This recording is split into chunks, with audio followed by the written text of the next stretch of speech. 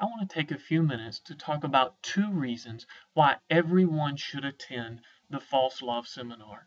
Now, the most obvious reason, I think the one that pops out to everybody, is prevalence. If I gave you stats about the frequency with which people look at pornography, they would soon be out of date within a few months. And those stats would be based upon self-reporting. And if anything, they would be low because this is one of those areas that we just don't like to admit that we struggle.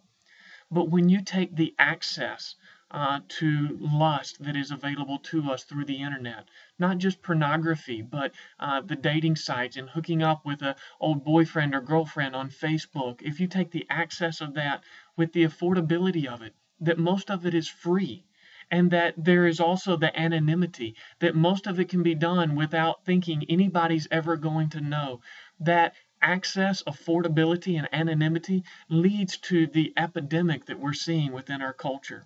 And I think one of the things that we have to realize is that this is not just a guy problem. This is, when you look at the statistics, it is on a significant rise with ladies as well. And this is not just a single problem. One of the biggest lies that we're prone to believe is that marriage is going to solve lust. And that causes many people to put off dealing with this issue, thinking that when I get married, it's going to get better. And then the lust that they thought was going to go away damages the relationship that they want to honor most. And it only increases the level of shame and despair that they feel. Parents, this is something that we need to be able to talk about freely with our kids. It means we need to deal with our own struggle and that we need to be able to find ways to talk about this in comfortable language. And I think a seminar like this helps us do that. Small group leaders. If sexual sin is not something that's being discussed in your small group, there's really only two reasons that that could be happening. Denial or avoidance. Because it's there. The statistics say that in every small group there are people who are struggling in this area. And when it does get discussed, the tone and content of that conversation is going to have a significant impact on the discipleship culture of that group. How safe is it to talk about these kinds of things that are real struggles for an extended period of time? And then just with friends and for evangelism. Lust is one of those things that increases our appetite for relationship while at the same time decreasing our capacity for relationship. And that's a recipe for despair and a sense that there has to be something more. And so even if you're not a parent, even if you're not a small group leader, and we just say, am I prepared to share the hope of the gospel in these kinds of difficult and awkward conversations? Now that brings me to the second reason, and I believe it's the most important reason, is that lust may be the best case study for how sin operates in general.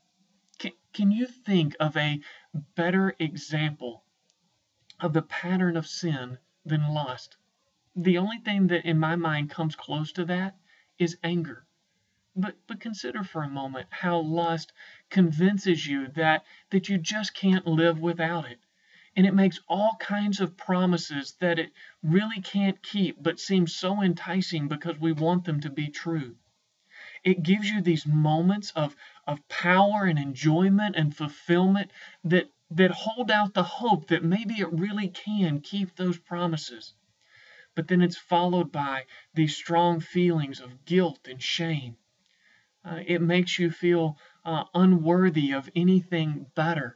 That you're marred, that you're stained, that this is really the best that you can hope for. And out of that, you begin to withdraw from real and healthy relationships. Isolation develops as you think, if people really knew what I was doing, if they knew what I was thinking, they wouldn't like me, they wouldn't want to be a part of my life, and so I withdraw. I begin to feel less known to the people who would really be a healthy influence in my life.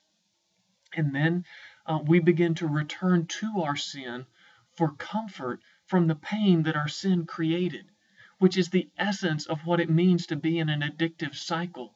When something creates the pain and discomfort in our life, and then we return to that same thing, trying to find comfort from the pain that it created, that is the essence of addiction.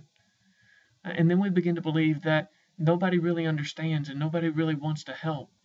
And we even pull back from God, thinking that His standards are against us, they're too high, when really they're for us and they're the way to life.